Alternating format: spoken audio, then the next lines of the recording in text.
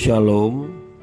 Devosi ulangan 12 ayat 1-14. Demikian firman Tuhan. Inilah ketetapan dan peraturan yang harus kamu lakukan dengan setia di negeri yang diberikan Tuhan Allah nenek moyangmu kepadamu untuk memilikinya selama kamu hidup di muka bumi.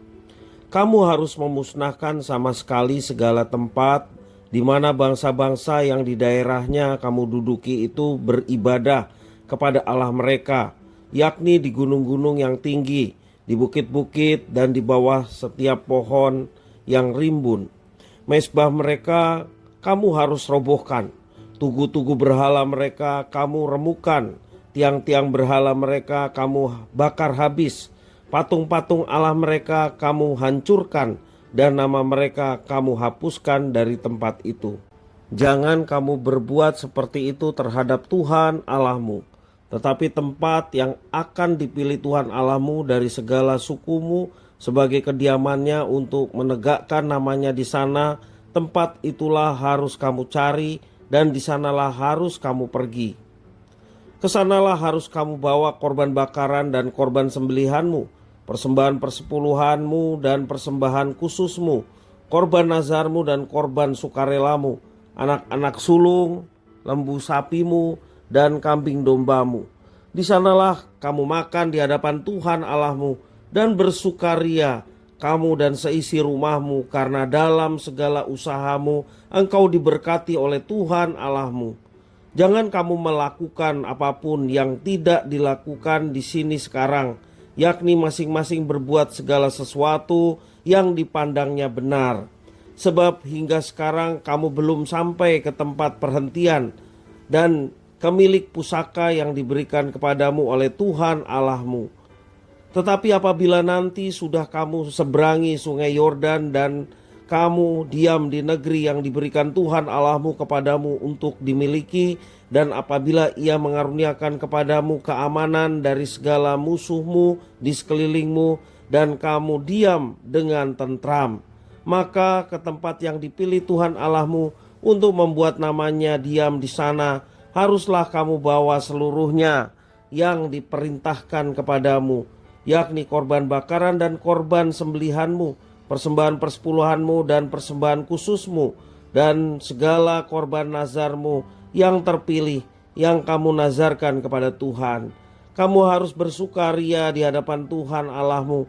Kamu ini anakmu laki-laki dan anakmu perempuan, hambamu laki-laki dan hambamu perempuan, dan orang Lewi yang di dalam tempatmu, sebab orang Lewi tidak mendapat bagian milik pusaka bersama-sama kamu. Hati-hatilah supaya jangan engkau mempersembahkan korban-korban bakaranmu di seberang tempat yang kau lihat, tetapi di tempat yang akan dipilih Tuhan, di daerah salah satu sukumu, di sanalah harus kau persembahkan korban bakaranmu, dan di sanalah harus kau lakukan segala yang kuperintahkan kepadamu. Demikian firman Tuhan. Kesungguhan untuk mempercayai dan menyembah Tuhan Allah tampak dari cara kita berkomitmen dan beribadah kepadanya. Ibadah yang baik dan benar bukanlah sekedar formalitas atau sekedar kewajiban agama belaka, melainkan sebuah kerinduan untuk berjumpa dengan Tuhan dan bersyukur atas segala kebaikan Tuhan yang dialami oleh kita umatnya. Ibadah adalah komitmen pribadi kita kepada Tuhan yang diwujudkan setiap waktu dalam kondisi apapun. Termasuk juga ketika kita mengalami pandemi beberapa tahun yang lalu, kita tetap melaksanakan ibadah walaupun ibadah yang kita lakukan secara daring di rumah masing-masing. Dan itulah wujud komitmen kita untuk senantiasa menjaga ibadah kita kepada Tuhan. Dalam firman Tuhan hari ini kita belajar bagaimana bangsa Israel diingatkan oleh Tuhan agar setibanya di tanah yang dijanjikan itu mereka tetap beribadah kepada Tuhan, mereka tetap menyembah Tuhan. Dan bangsa itu harus waspada agar tidak terpengaruh oleh cara-cara ibadah bangsa-bangsa yang ada di sekitar mereka yang negerinya akan diduduki, seperti bangsa Kanaan yang menyembah beragam dewa dan tiang-tiang berhala.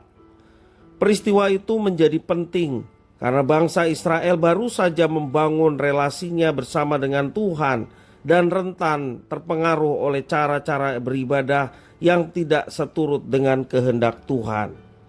Selanjutnya, Tuhan akan menentukan sebuah tempat di mana bangsa Israel dapat beribadah kepada Tuhan dan mempersembahkan korban bakaran.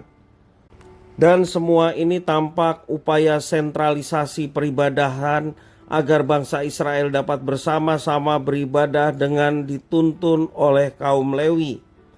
Dengan begitu mereka sama-sama melaksanakan pola peribadahan yang seragam dan benar di mata Tuhan Allah mereka. Melalui penghayatan terhadap bacaan firman Tuhan hari ini, kita kembali diingatkan akan pentingnya ibadah dalam kehidupan kita sebagai orang-orang pilihan Tuhan yang beriman kepada Tuhan. Kalau kita perhatikan saat ini, tergantung dengan aliran gereja, maka bentuk ibadah pun berbeda-beda sesuai dengan aliran dari gereja itu. Meskipun demikian, esensi dari sebuah peribadahan pada akhirnya tetaplah sama, walaupun tata cara beribadahnya berbeda sesuai dengan gereja-gereja yang ada. Ibadah adalah sarana perjumpaan umat dengan Tuhan dan juga ucapan syukur kepada Tuhan yang sudah memberkati dan memelihara.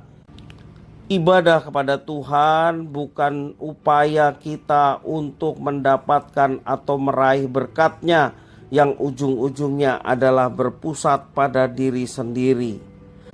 Dan karena itu marilah kita beribadah kepada Tuhan dengan sungguh-sungguh, dengan penghayatan yang benar, agar terwujudlah damai sejahtera di dalam setiap kehidupan kita semua. Puji nama Tuhan. Tuhan Yesus memberkati.